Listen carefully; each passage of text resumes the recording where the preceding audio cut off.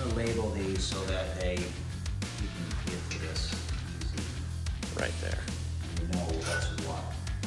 So let's see, number 5 used to be this bigger. And there's 2 of them. Right there, yeah, it's above that plate. You got it. Yeah, so it must piggyback and give it strength right into there. Yep.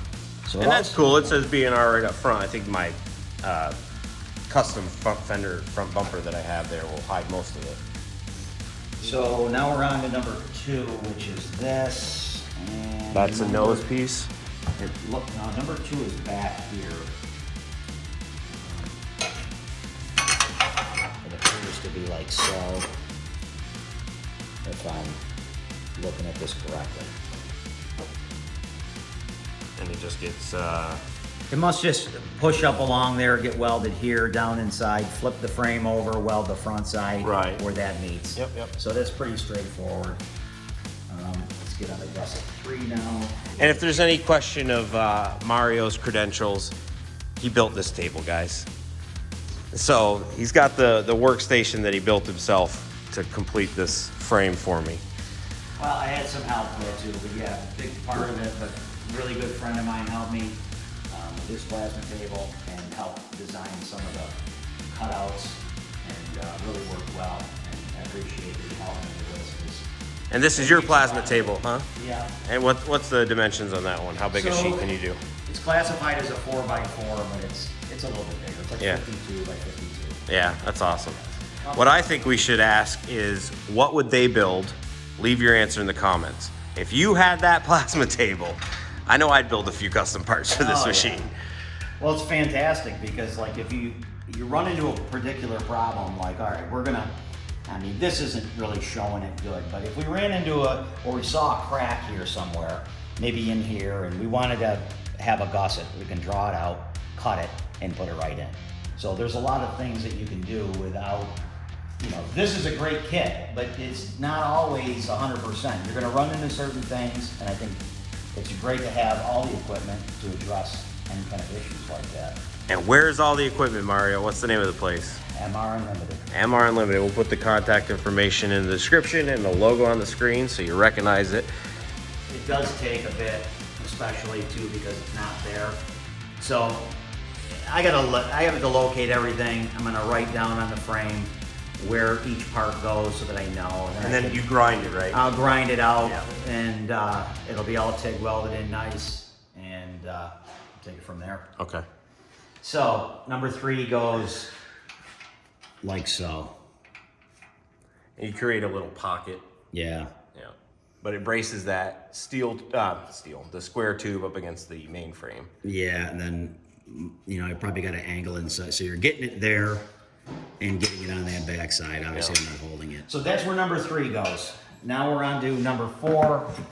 Number 4 goes into this pocket here, but we see that there's 2 fasteners that go into here that I'm gonna need to, before I weld that in, I have to drill a hole to accept that. But that's where these go, 1 on each side, and that takes care of number 4.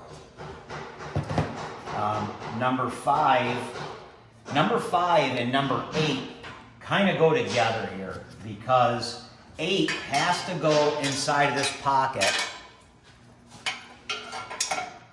and then number 5 comes in and goes onto the back side,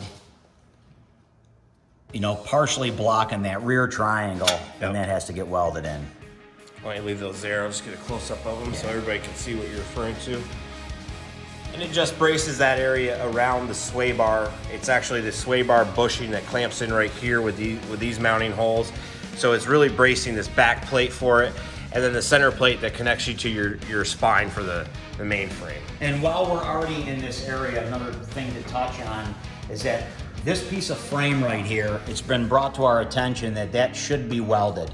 An extra bead of weld in there. So. Yes, thank you, Mike Barone from 4E Racing. He pointed that out. Like Mario's saying, just strengthen it up there with another bead. Yeah. So now we are on to, we have addressed 5, we're on to 6. So number 6. I found 6. Do you know where it goes? No, so is it the bottom like we discussed? It's near there, but it's Okay. actually shaped just like the opening. So it's right. Oh, it goes right here. It's right there. Yep.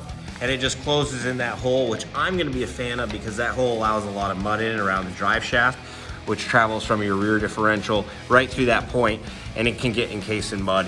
Things can get bound up in there. So that's going to strengthen that.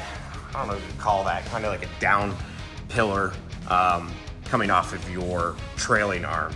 The trailing arm axle slides right through that down arm, so that little gusset just braces that bottom of that.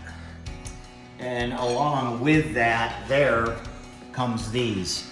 So a good thing too is to leave your axle in so that you can gauge the clearance.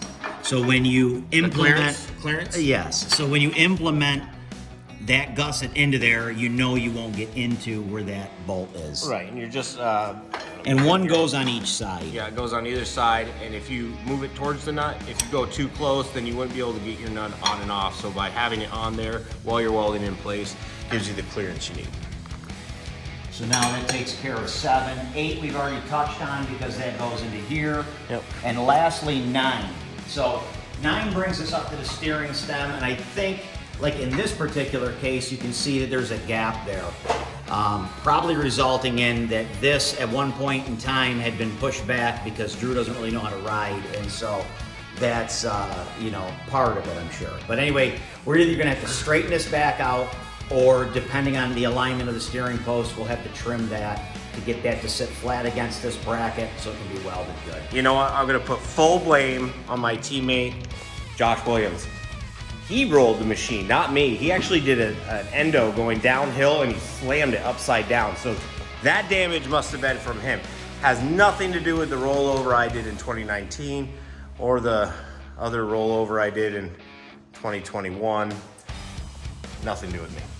So we're gonna be getting moving on this project here within the next week, and appreciate everybody else's help with suggestions and, you know, placement of pieces, because you know, this is the first CanAm one that I've done. I've done a ton of 450 stuff, but it's gonna be really interesting, really fun project.